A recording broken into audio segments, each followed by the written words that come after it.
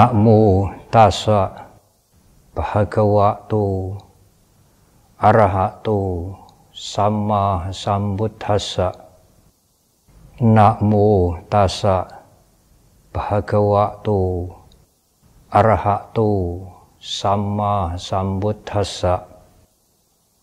Namo tassa bhagavato arahato sama sambuddhassa. Ekanca ceya mattanang sawe sangha majuttamo te.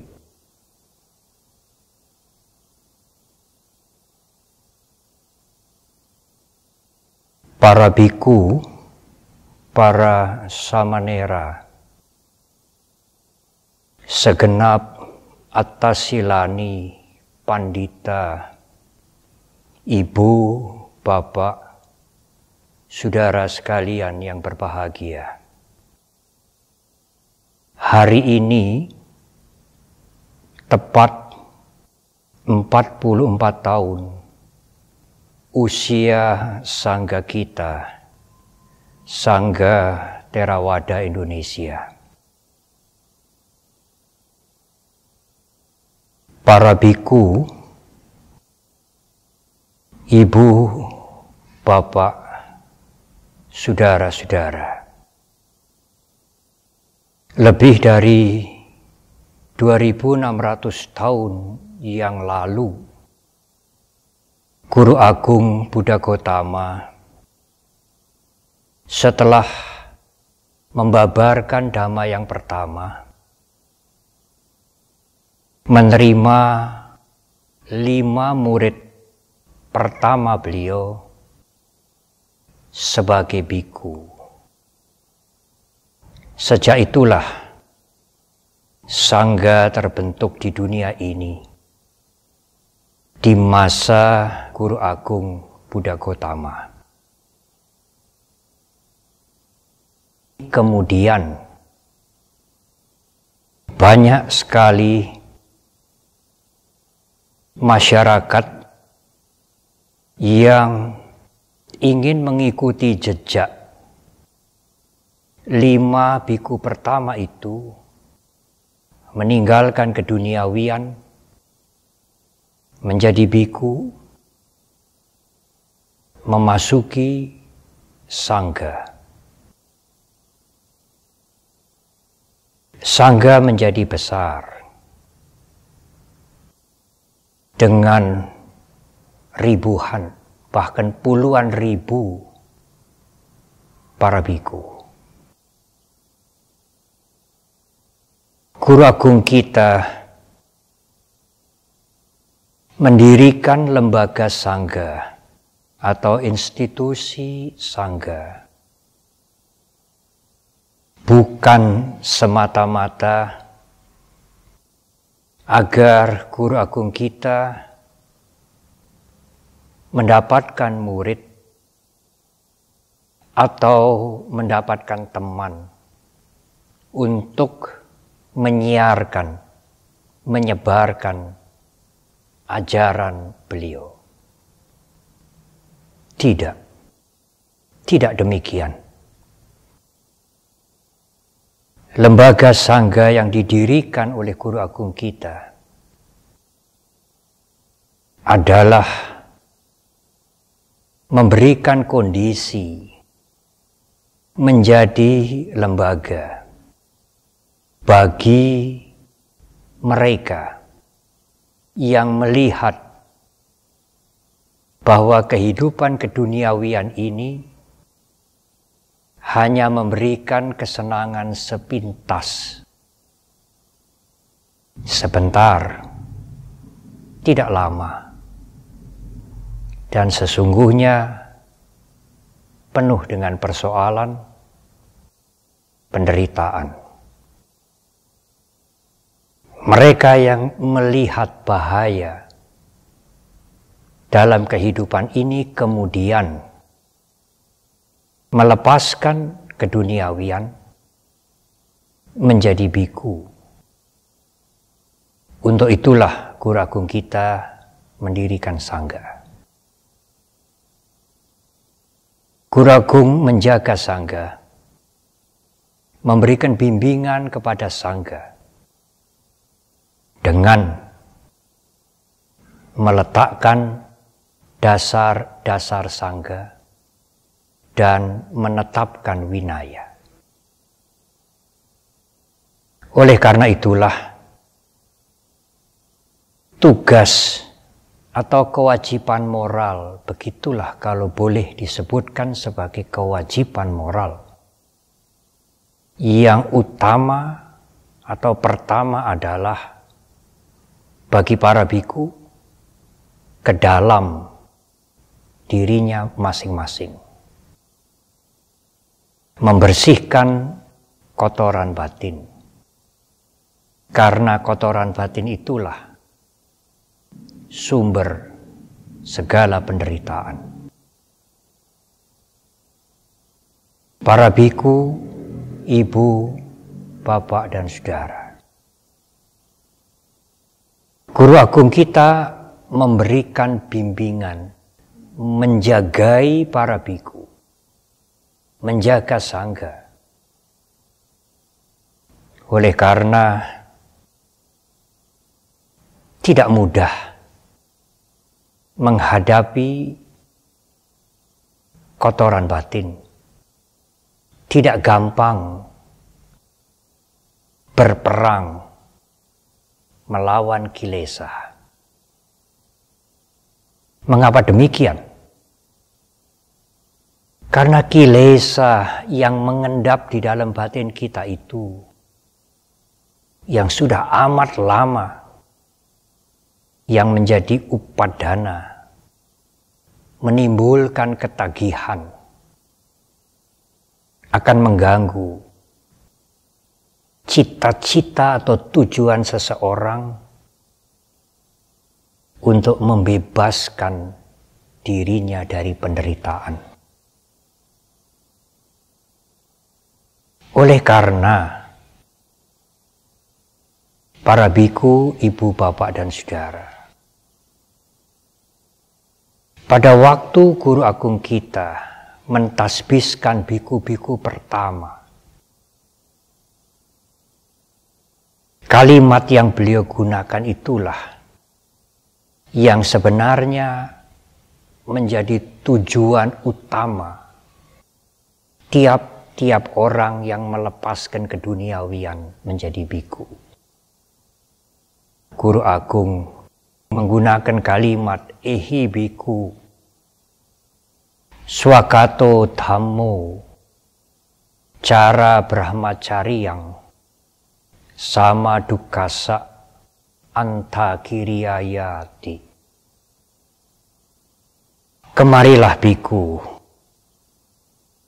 Dhamma telah sempurna dibabarkan oleh Bhagawa.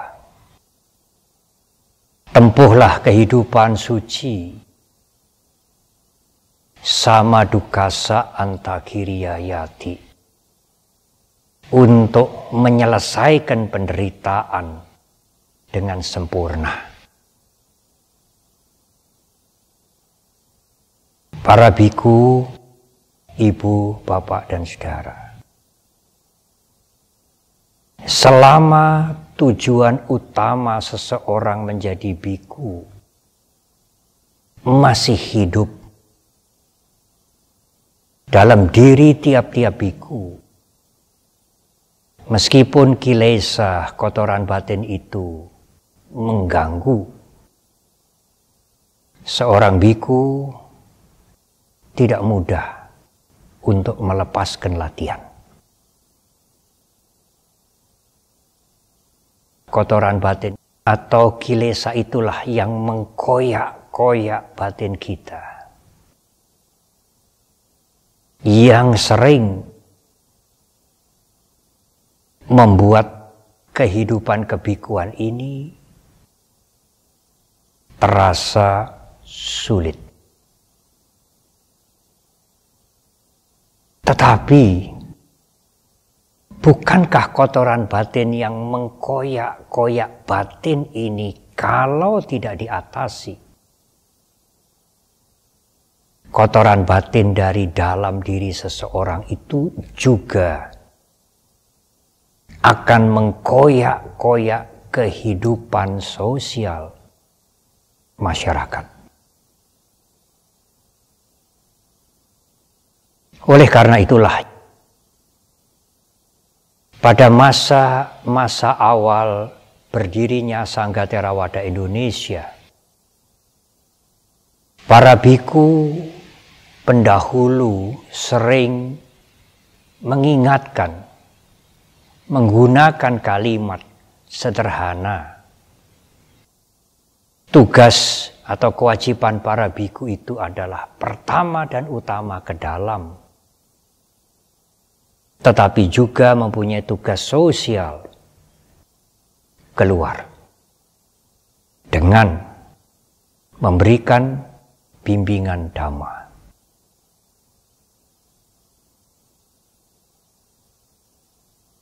Apakah yang diberikan oleh para biku kepada masyarakat?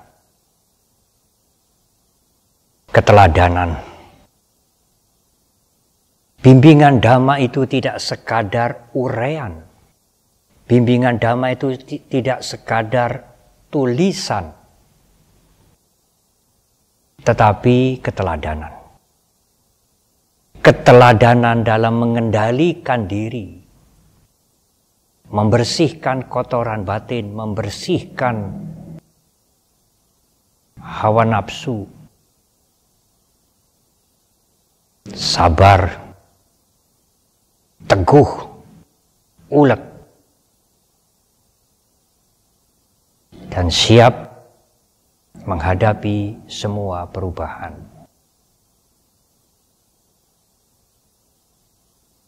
Kedua kewajiban moral ini ke dalam yang utama dan kepada masyarakat adalah dua hal yang tidak bisa dipisahkan. Sepanjang masa sejak Guru Agung kita mendirikan Sangga sampai kini, itulah kewajiban moral, tugas para biku. Di dalam Upali Sutta Anguttara Nikaya, Guru Agung kita memberikan pedoman 5 hal yang harus diingat pada waktu para biku memberikan bimbingan dhamma. Mengapa Guru Agung memberikan pedoman ini? Karena secara halus kotoran batin atau kilesa itu juga bisa menyusup saat kita memberikan bimbingan dhamma. Apakah 5 hal itu? Yang pertama, ajarkan dhamma secara bertahap. Tidak bijaksana para biku mengajar dhamma langsung kepada hal-hal yang sulit, hal-hal yang mendalam, yang membuat masyarakat sulit untuk mengerti.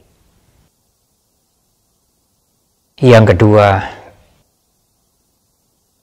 berikan uraian, alasan yang cukup jelas dalam menguraikan atau membabarkan dhamma. Apabila datang pertanyaan-pertanyaan dari mereka yang sungguh tidak mengerti dan memerlukan kejelasan, tidak selayaknya para biku terpancing dengan emosi. Tidak ada kesabaran. Karena itulah para biku harus banyak belajar supaya mampu menguraikan, tetapi juga mampu menjelaskan hal-hal yang masih diragukan oleh umat. Yang ketiga, pada saat para biku memberikan bimbingan dhamma, apakah khotbah, apakah ceramah, apakah diskusi, apakah Zoom sekarang ini, rekaman, atau bimbingan meditasi, berikan dengan kasih sayang. Bukan memberikan dengan keterpaksaan, bukan semata-mata karena ini ditugaskan oleh sangga, tetapi memberikan dengan ketulusan hati, mengajarkan dhamma dengan kasih sayang. Yang keempat,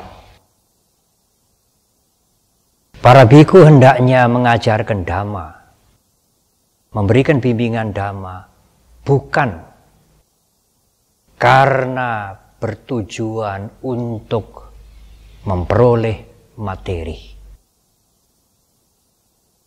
Di dalam Candupama Sutta, Sangyutta Nikaya, Guru Agung kita mengingatkan, para biku hendaknya mengajarkan dhamma dengan tujuan agar keyakinan timbul pada mereka yang mendengar dan mendorong mereka agar praktek dhamma. Ajarkan dhamma karena keagungan dhamma. Para biku, ibu, bapak, dan saudara, kalau tanpa kesadaran, kalau sati sampajanya absen, bisa saja menyelinap kotoran batin. Mengajar dhamma untuk tujuan materi. Guru Agung kita sudah mengingatkan hal itu 2600 tahun lebih yang lalu.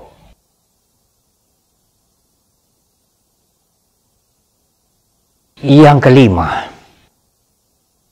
janganlah mengajar dhamma dengan kesombongan yang halus, yang menyelinap. Apakah itu rekaman video, Zoom, tulisan, menulis buku, dan lain-lain. Janganlah menguraikan dhamma dengan mengangkat dirinya sendiri, apalagi merendahkan orang lain.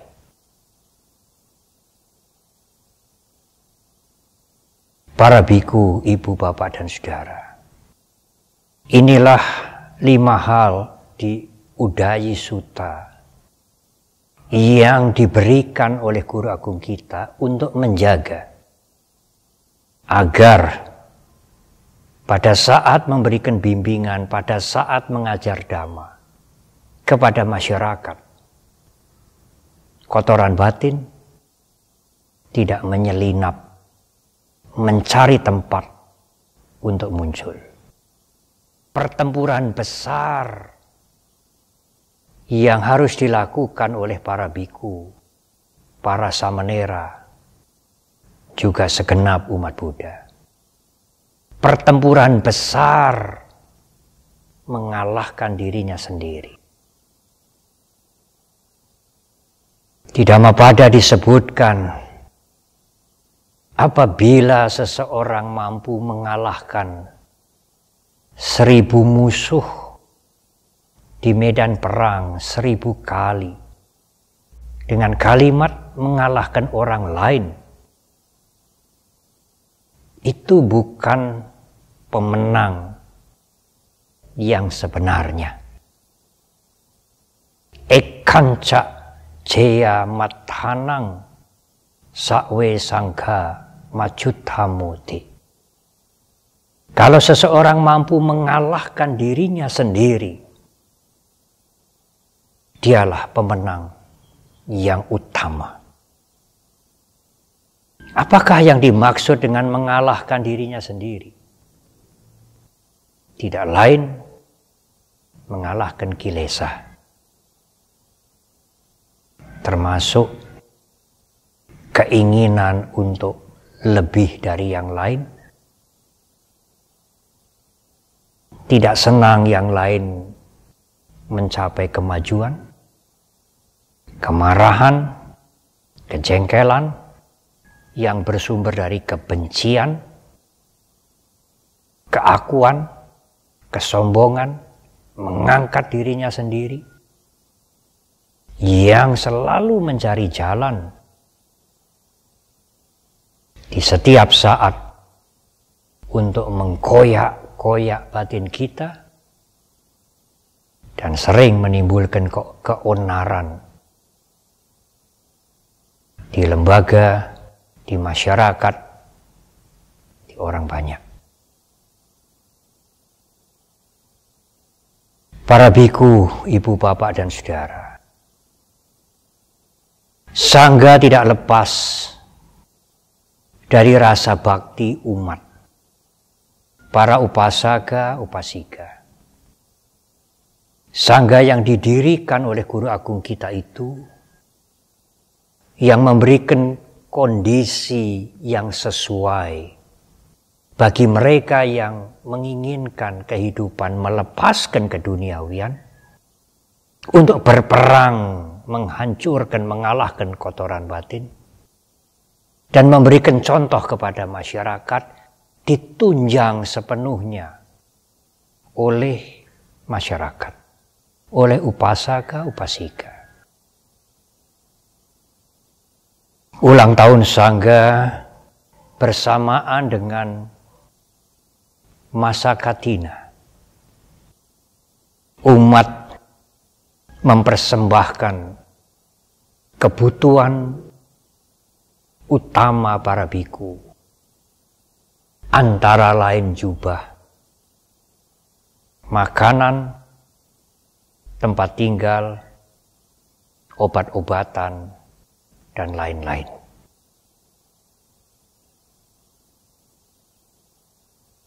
Ibu, bapak, dan saudara, memang bermacam-macam motivasi umat Buddha, masyarakat mempersembahkan dana. Tetapi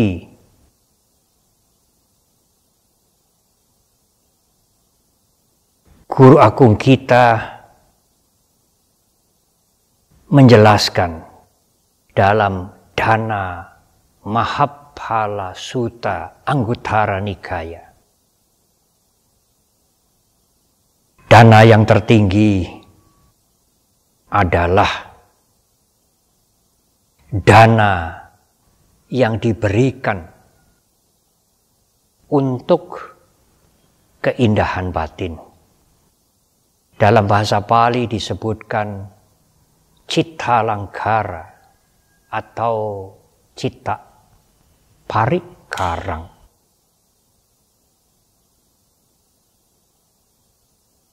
Para biku, ibu, bapak, dan saudara, lalu bagaimanakah dana yang diberikan, yang dipersembahkan, yang disebut dengan memperindah batin, cita langkara, cita parikarang? Bahkan guru agung kita menyatakan dana yang dipersembahkan untuk memperindah batin itu mampu membuat seseorang mencapai tingkat kesucian anagami. Alangkah indahnya para biku, ibu, bapak, dan saudara. Hanya dengan mempersembahkan dana, seseorang akan mencapai tingkat kesucian ketiga, anagami. Hampir arahat. Kalau ibu, bapak, dan saudara, dana yang dipersembahkan itu memang selain didapatkan dengan cara yang tidak melanggar dhamma, dhamma yang dipersembahkan itu dipersembahkan untuk tujuan yang baik, dan yang paling penting dipersiapkan, dipersembahkan dengan sati kesadaran. Mempersembahkan dana dengan sati, dengan sampajanya, itulah yang membuat seseorang karena kekuatan dana itu memperindah batinnya hingga mencapai anagami. Para biku, termasuk tentu para samanera atau silani, para pandita, ibu, bapak, dan saudara, agak sulit mungkin memahami hal ini. Tetapi, cobalah perhatikan. Pada saat seseorang mempersembahkan dana yang didapatkan dengan cara yang sesuai dengan dhamma, untuk tujuan yang baik, pada saat dia mempersembahkan dana itu dengan sungguh-sungguh, dengan sati, dengan pengertian yang benar, pada saat itu dia mempunyai sila yang baik. Pada saat seseorang mempersembahkan dana dengan kesadaran, dengan ketulusan hati, dengan sati, dengan sampajanya, pada saat itu dia tidak melakukan pelanggaran sila. Dia tidak membunuh, dia tidak menyakiti. Pada saat dia mempersembahkan dana itu, dia tidak mencuri. Dia tidak melakukan perbuatan asusila. Dia tidak menipu. Dan dia juga tidak mabuk. Sehingga pada saat dia mempersembahkan dana, dia mempunyai sila yang baik. Kalau dia mempersembahkan dana dengan sati, dengan kesadaran, dengan perhatian penuh, dengan awareness, pada saat itu pikirannya bersih. Dia mempersembahkan dana itu dengan meditatif. Kesadaran itu membersihkan mental dia dari keinginan untuk memperoleh kama wipaka yang besar, dari keinginan untuk mendapatkan pahala yang besar, termasuk pikiran bahwa aku sudah berdana. Kesadaran itu membersihkan pikiran dari semua kotoran batin termasuk keakuan. Oleh karena itu, kalau seseorang berdana, memberikan dana sekecil apapun dengan sati, dengan sampajanya, pada saat itu dia mempunyai sila. Pada saat itu pikirannya bersih. Bersih dari loba, bersih dari dosa, bersih dari moha, meskipun hanya sesaat. Inilah yang sesungguhnya dikatakan berdana untuk cita langkara, untuk memperindah batin kita.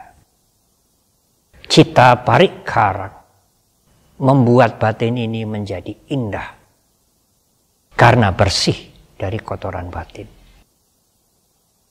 Kalau batin yang bersih itu diulang,